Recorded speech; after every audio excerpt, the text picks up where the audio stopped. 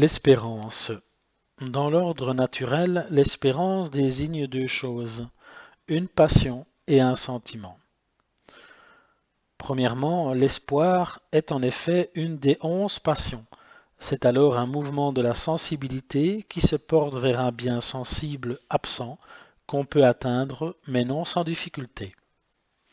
Et deuxièmement, c'est aussi un des sentiments les plus nobles du cœur humain qui se porte vers le bien honnête absent malgré les difficultés qui s'opposent à son acquisition. Ce sentiment joue un grand rôle dans la vie humaine.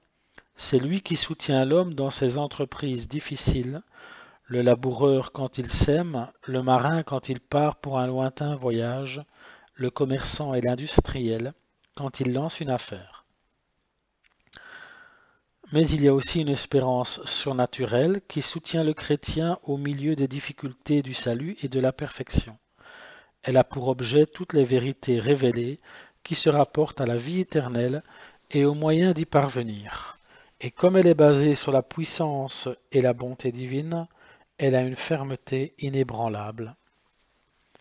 Définition. On peut définir l'espérance, une vertu théologale qui nous fait désirer Dieu comme notre bien suprême et attendre avec une ferme confiance, à cause de la bonté de la puissance divine, la béatitude éternelle et les moyens d'y parvenir.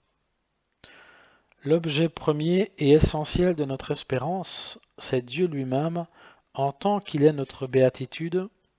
C'est Dieu éternellement possédé par la claire vision et l'amour sans partage. Car, comme le dit notre Seigneur, la vie éternelle, c'est la connaissance, la vision de Dieu et de celui qui l'a envoyé. Jean 17, 3. Mais comme nous ne pouvons atteindre cet objet sans le secours de la grâce, notre espérance porte aussi sur tous les secours surnaturels nécessaires pour éviter le péché, vaincre les tentations et acquérir les vertus chrétiennes, et même sur les biens de l'ordre temporel, dans la mesure où ils sont utiles ou nécessaires à notre perfection et à notre salut.